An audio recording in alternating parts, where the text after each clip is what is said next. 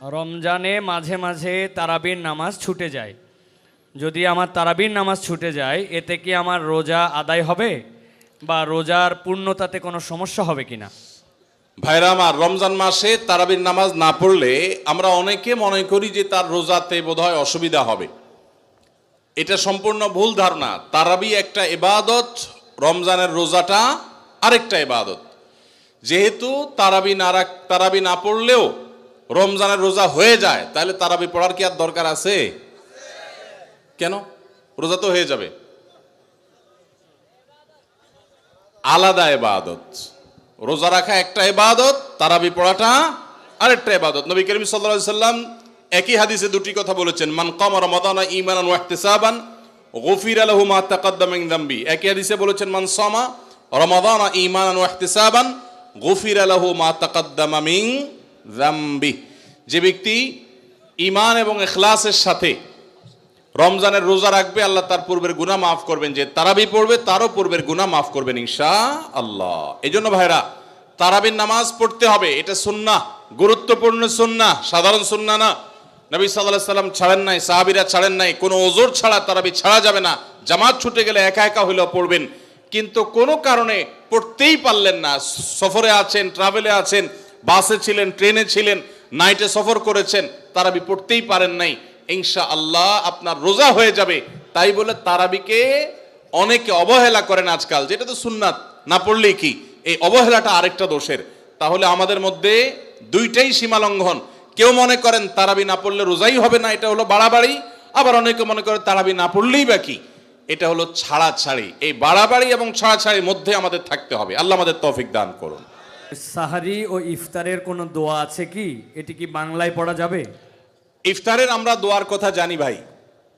ইফতারের একটা কমন দোয়ার কথা আমরা জানি, আরেকটা দোয়া আছে আনকমন, যেটা আমরা জানি না। দুইটা দোয়া আমি বলছি। এক নম্বর হলো ইফতারের দোয়া, যেটা কমন আমরা জানি, সেটা হলো আল্লাহুম্মা লাকা সুমতু ওয়া আলা রিজকিকা আফতারতু। এই দোয়ার অর্থ হলো, হে আল্লাহ, আপনার জন্য আমি সিয়াম সাধনা করেছি, রোজা রেখেছি, আর আপনার উদ্দেশ্যেই আমি ইফতার করেছি, অর্থাৎ আপনার নির্দেশের পালনার্থে আমি ইফতার করেছি।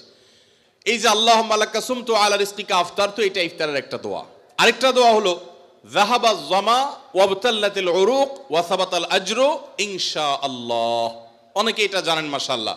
যাহাবা যামা গেছে, ওয়াবতাল্লাতিল উরুক, আমার শিরা উপশিরাগুলো সব সিক্ত হয়ে গেছে, ওয়া সাবাতাল আজরু ইনশাআল্লাহ, এবং আল্লাহ চাহেন তো এই রোজার বিনিময় আমার জন্য অবধারিত হয়ে গেছে। এই যে দোয়া ইফতারের, এটা কি ইফতারের আগে করবেন, না মাঝখানে করবেন, না শেষে করবেন? কি বলেন, ইফতারের আগে না শেষে? যারা যারা আগের পক্ষে তারা হাত তোলেন। মাশাআল্লাহ, বহু লোক। ভাইরা আমার, এই দোয়া ইফতারের পরে করবেন, আগে না। অনেকেই এই ভুলটা জানেন। অনেকে মনে করেন যে আগেই করতে হয়, আগে না। ইফতারের দোয়া কখন করবেন? ইফতারের শব্দের অর্থের দিকে খেয়াল করলে তো দেখতে পারেন, পিপাসা দূর হয়ে গেছে, শিরা উপশিরা সিক্ত হয়ে গেছে, এটা কি ইফতারের আগে হয় না পরে হয়? তাহলে আল্লাহুম্মা লাকা সুমতু ওয়া আলা রিজকিকা আফতারতু, আল্লাহ তোমার জন্য রোজা রাখলাম, তোমার রিজিক দিয়ে ইফতার করলাম, এটা কি আগে না পরে? পরে। অতএব এটা ইফতারের পর। তাহলে ইফতারের শুরুতে কি পড়বেন? বিসমিল্লাহ। বিসমিল্লাহ বলে যে কোনো খাবার খান, ইফতারও খাবেন। ইফতার খেয়ে ফেলছেন, 2-4 লোকমা খেয়েছেন, একটু পানি খেজুর খেয়েছেন, তারপরে দোয়া পড়তে পারেন। আর চাইলে একদম শেষ করেও পড়তে পারেন। আর এটা নিজের ভাষায় পড়লে হয়ে যাবে, কিন্তু সুন্নাত হবে, বেশি উত্তম হবে নবীজির ভাষায় পড়তে পারলে, সরাসরি আরবি টেক্সটটা পড়তে পারলে। আল্লাহ আমাদেরকে তৌফিক দান করুন। রোজার নিয়ত কোনটি বা কিভাবে করব? নিয়ত পড়া কি রোজা রাখার জন্য জরুরি? নিয়ত তো সমস্ত ইবাদতের জন্য জরুরি, কিন্তু নিয়ত করা জরুরি, নিয়ত বলা জরুরি না। নিয়ত করা এক জিনিস, আর নিয়ত বলা আরেক জিনিস। মুখে নিয়ত বলে আর অন্তরে নিয়ত করে, অন্তরে নিয়ত করে আর মুখে নিয়ত বলে। ইবাদতের মধ্যে নিয়ত করা ফরজ। রোজার জন্য নিয়ত ফরজ, নামাজের জন্য নিয়ত ফরজ, কিন্তু নিয়ত বলাটা ফরজ বা সুন্নত কোনোটাই না। আমরা যে রোজার নিয়ত শুনছি, নাওয়াইতু আন আসুমা গাদান, আছে না? বিভিন্ন আপনার ক্যালেন্ডারেও লেখা থাকে, ভিত্তিহীন। নবী করিম সাল্লাল্লাহু আলাইহি সাল্লামের কোন জয়ীফ জাল হাদিসেও এরকম রোজার কোন নিয়তের কথা কোথাও বর্ণিত হয় নাই। ইসলামের নামে নকল আমল করলে সওয়াব হবে না গুনাহ হবে? খবরদার। এই জন্য আমরা মেহেরবানি করে, আমি কি জন্য ভোর রাতে উঠছি? সারি খেতে উঠছি। সারি খেতে উঠছি মানে কালকে রোজা রাখবো, এটাই তো আমার নিয়ত। মনের ইচ্ছা আছে, ইন্টেনশন আছে, এটাই নিয়ত। মুখে আলাদা নিয়তের উচ্চারণ দরকার নাই। একজন রোজাদারের জন্য রমজানের প্রতিটি দিনের আমলের রুটিন কি হবে? কিভাবে সে তার রোজা কাটাবে? মাশাআল্লাহ, আমাদের একটা নতুন বই বের হয়েছে এবার, সেটা হলো মাহে রমাদানের 27 আমল। এই যে বইটা একটা হাতের সামনেও আছে, মাশাআল্লাহ। এটা মূলত আমাদের একটা বক্তব্যের নির্যাস। এর আগে সোনাইমুড়িতে একটা বক্তব্যে আমরা মাহে রমজানের উপরে একটা গবেষণা করে 27টা আমল কোরআনের আলোকে বের করেছি, সেটা উপস্থাপন করেছি, পরে এটাকে বই আকারে আনা হয়েছে। এখানে রমজানে আপনি কি কি করবেন তার সবগুলোর তালিকা দেওয়া আছে। অতএব এটার আলোকে আপনি আমল করতে পারেন। চাইলে ভিডিও বক্তব্যটা শুনে নিতে পারেন। একবার সকাল থেকে রাত পর্যন্ত একটা সুনির্দিষ্ট রুটিনের মধ্য দিয়ে কাটাবেন। আর কিচ্ছু করতে পারেন না পারেন, শুধু একটা কথা বলে যাই, রমজান মাসে ফরজ রোজা রেখে অন্তত কোনো প্রকার হারাম কাজ, গুনাহের কাজ করবেন না। বাস এটুকু যদি করতে পারেন, ইনশাল্লাহ আপনার রমজান সাকসেস। চেষ্টা করা যাবে না ইনশাল্লাহ?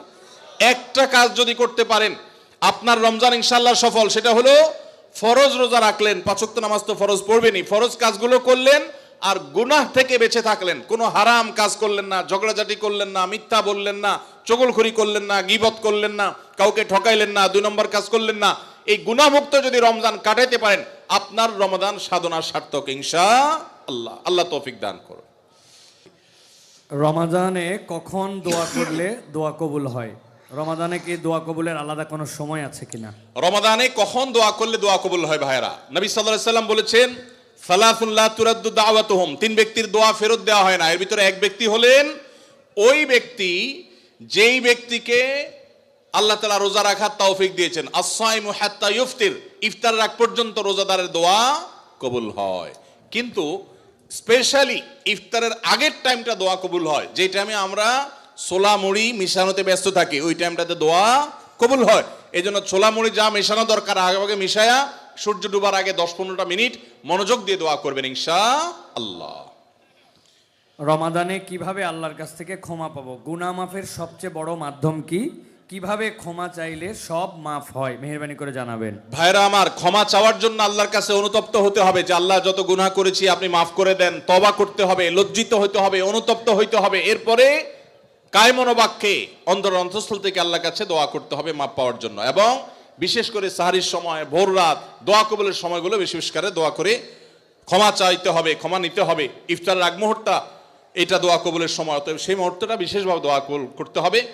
দোয়া কবুলের যে শর্তগুলো আছে, হালাল উপার্জন, কায় মনোবাক্যে দোয়া করা, মনোযোগের সাথে দোয়া করা, চোখের পানি ফেলে দোয়া করা, সেগুলো করলে আশা করা যায় আল্লাহ তাআলা ক্ষমার দোয়াও কবুল করবেন। রমাদানে কখন দোয়া করলে দোয়া কবুল হয়? রমাদানে কি দোয়া কবুলের আলাদা কোনো সময় আছে কিনা? রমাদানে কখন দোয়া করলে দোয়া কবুল হয় ভাইরা? নবী সাল্লাল্লাহু আলাইহি সাল্লাম বলেছেন, সালাতুন লা তুরাদ্দু দাওয়াতুহুম, 3 ব্যক্তির দোয়া ফেরত দেওয়া হয় না। এর ভিতরে এক ব্যক্তি হলেন ওই ব্যক্তি যেই ব্যক্তিকে আল্লাহ তাআলা রোজা রাখার তৌফিক দিয়েছেন। as-সাইমু হাত্তা ইফতির, ইফতার রাখ পর্যন্ত রোজাদারের দোয়া কবুল হয়। কিন্তু স্পেশালি ইফতারের আগের টাইমটা দোয়া কবুল হয়, যে টাইমে আমরা ছোলা মুড়ি মিশানোতে ব্যস্ত থাকি, ওই টাইমটাতে দোয়া কবুল হয়। এই জন্য ছোলা মুড়ি যা মেশানো দরকার আগে মিশায়া সূর্য ডুবার আগে 10-15টা মিনিট মনোযোগ দিয়ে দোয়া করবেন ইনশাআল্লাহ। রমাদানে কিভাবে আল্লাহর কাছ থেকে ক্ষমা পাবো? গুনাহ মাফের সবচেয়ে বড় মাধ্যম কি?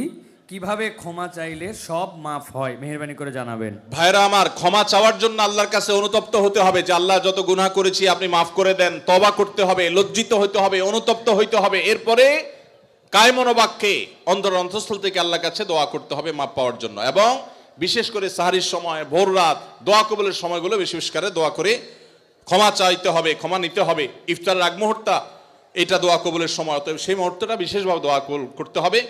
দোয়া কবুলের যে শর্তগুলো আছে, হালাল উপার্জন, কায় মনোবাক্যে দোয়া করা, মনোযোগের সাথে দোয়া করা, চোখের পানি ফেলে দোয়া করা, সেগুলো করলে আশা করা যায় আল্লাহ তাআলা ক্ষমার দোয়াও কবুল করবেন।